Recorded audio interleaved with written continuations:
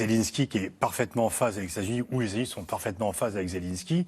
Et puis, il a quand même été jusqu'à demander au président allemand qui voulait venir à Kiev de ne pas venir.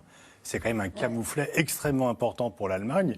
Et donc là, on voit que Zelensky donne les bons et les mauvais points aux différents Européens. Il se veut un peu l'arbitre des élégances. Il a raison de faire ça ?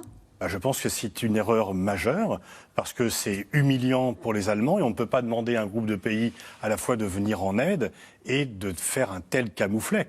Et ça veut dire quand même que si on n'est pas totalement d'accord avec lui, eh bien on n'est pas avec lui, ce qui n'est pas l'attitude que l'on peut attendre de quelqu'un qui appelle à l'aide.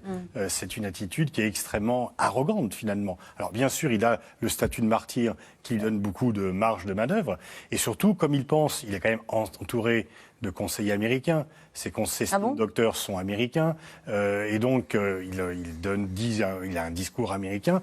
Et donc comme il sait qu'il a là l'assentiment de Biden, que Biden prend le même langage, génocide, boucher, etc., il pense que le soutien américain lui suffit et que les Européens, ceux qui sont d'accord très bien, les autres, eh bien, il va un peu les désigner. Rappelez-vous quand, devant le Parlement français, il avait nommément évoqué les entreprises françaises qui étaient encore présentes en Russie. Donc il se sent en mesure de pouvoir distinguer entre les bons alliés et ceux qui ne sont pas suffisamment à ses côtés. Et d'ailleurs, le président de la République devait parler, Volodymyr Zelensky, ces dernières heures. Le dialogue n'est pas rompu. Il y a eu un peu d'exaspération, mais le dialogue n'est pas rompu. Techniquement, ce n'était pas un génocide.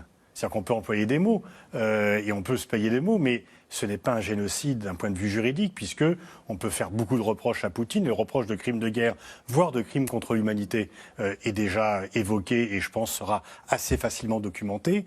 Mais on ne peut pas évoquer le terme de génocide comme ça aussi facilement, parce que c'est tout à fait autre chose. Poutine veut commettre des destructions, commettre des crimes de guerre. Il ne veut pas rayer de la carte le peuple ukrainien.